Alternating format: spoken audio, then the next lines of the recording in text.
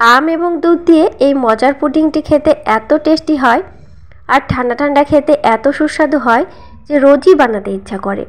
তো প্রথমে 3টে পাকা আম নিয়েছি, আম থেকে জুসটা বের করে নিয়েছি। তো আমি ছাঁকনিতে একটু ছেঁকে নিচ্ছি, এখানে কিছু আঁশ থাকে সেগুলো বেরিয়ে যাবে। যে সকল বন্ধুরা আমার চ্যানেলে এখনও নতুন আছো তাদের কাছে রিকোয়েস্ট রইল তারা চ্যানেলটি সাবস্ক্রাইব করে দিয়ে অবশ্যই আমার সাথে থাকবে। তো এখানে আমের জুসটা পুরো বের করে নিয়েছি। এবার দিচ্ছি আধা কাপ পরিমাণে চিনি। এই আমগুলো খুবই মিষ্টি, তো এখানে আধা কাপ পরিমাণে চিনি ব্যবহার করলাম। আর পুডিংয়ে একটু মিষ্টি কম হলে খেতে ভালো লাগে, মিষ্টিটা স্বাদ বুঝে দিয়ে দেবে। গ্যাসের চুলায় বসিয়ে দিয়েছি, অনবরত 2-4 বার বলক উঠিয়ে নিয়েছি। এবার 2 চামচ পরিমাণে কর্নফ্লাওয়ার খুব ভালো মতো দুধে গুলে দিয়ে দিচ্ছি। আর কর্নফ্লাওয়ারটা দুধের পরিবর্তে জলেও গোলা যাবে। কর্নফ্লাওয়ারটা দেওয়ার পর 1 থেকে 2 বার আবারও বলক উঠিয়ে নেব। বেশিক্ষণ জাল করার প্রয়োজন নেই, 2-4 বার বলক উঠিয়ে নিলে হয়ে যাবে। একটি বড় সাইজের পাত্র নিয়েছি, একটু খেয়াল রাখতে হবে পাত্রের তলার দিকটা যেন সমান হয়। 10 থেকে 15 মিনিট অপেক্ষা করলে খুব ভালোভাবে জমে যাবে। আমরা এটাকে ফ্রিজেও রাখতে পারি, আবার বাইরেও রাখতে পারি, তবে ফ্রিজে রাখলে খুব তাড়াতাড়ি জমবে। তো প্রায় 15 মিনিট পর তোমাদেরকে দেখাচ্ছে, দেখো কত সুন্দরভাবে জেলিগুলো তৈরি হয়ে গেছে। এবার এই জেলিগুলোকে ছোট ছোট টুকরো করে কেটে নেব। আর একটু ছোট টুকরো করে কাটলে খেতে বেশি ভালো লাগে, দেখতেও বেশি ভালো লাগে। দেখো কত সুন্দরভাবে কাটা হয়ে যাচ্ছে। আমরা চাইলে এগুলো এমনিও খেতে পারি, বাচ্চারা এমনি খেতে ভীষণ পছন্দ করে।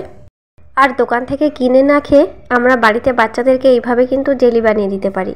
শুধু আম নয়, যে কোনো ফল দিয়েই বানানো যাবে। তো কত সুন্দরভাবে তৈরি হয়েছে দেখো।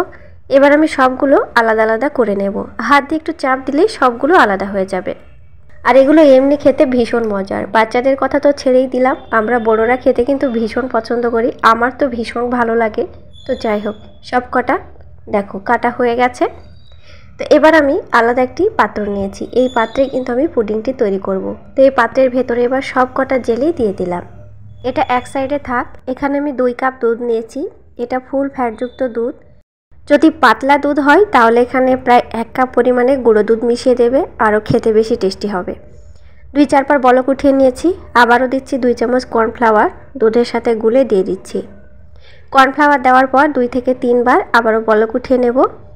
খুব বেশি এখানে গাঢ় করে জাল করার দরকার নেই, দুধটা একটু পাতলা থাকবে। দুধ আর আম দিয়ে এই ডেজার্টটি ঠান্ডা ঠান্ডা খেতে কী যে মজা বন্ধুরা, সত্যি বলছি, একবার খেলে কিন্তু বারবার বানাতে ইচ্ছা করে। আর বাচ্চারা খেতে এত পছন্দ করে। তো যাই হোক, দেখো দুধটা খুবই গরম আছে। এবার আমি জেলির ভেতরে দিয়ে দিলাম। জেলির ভেতরে দিয়ে দেওয়ার পরে একটু চামচ দিয়ে যে উপরে এবড়ো ফেবড়ো অংশগুলো আছে সেগুলো একটু চেপে দেবো। আমরা এটাকে ফ্রিজে রাখতে পারি, আবার বাইরে রাখতে পারি। বাইরে রাখলে একটু বেশিক্ষণ সময় লাগবে জমতে, আর ফ্রিজে রাখলে 10 থেকে 15 মিনিটের মধ্যে জমে যাবে। তো দেখো ফ্রেন্ডস, 10 থেকে 15 মিনিট অপেক্ষা করার পরে ফিরে এলাম। কত সুন্দরভাবে জমে গেছে দেখো। আর এটা পুরো এখন পুডিংয়ে পরিণত হয়ে গেছে। এটা ঠান্ডা ঠান্ডা খেতে ভীষণ মজার, দেখতে পাচ্ছ কত সুন্দরভাবে জমেছে। তো এবার আমি মোল্ড থেকে এটাকে বের করে নেব।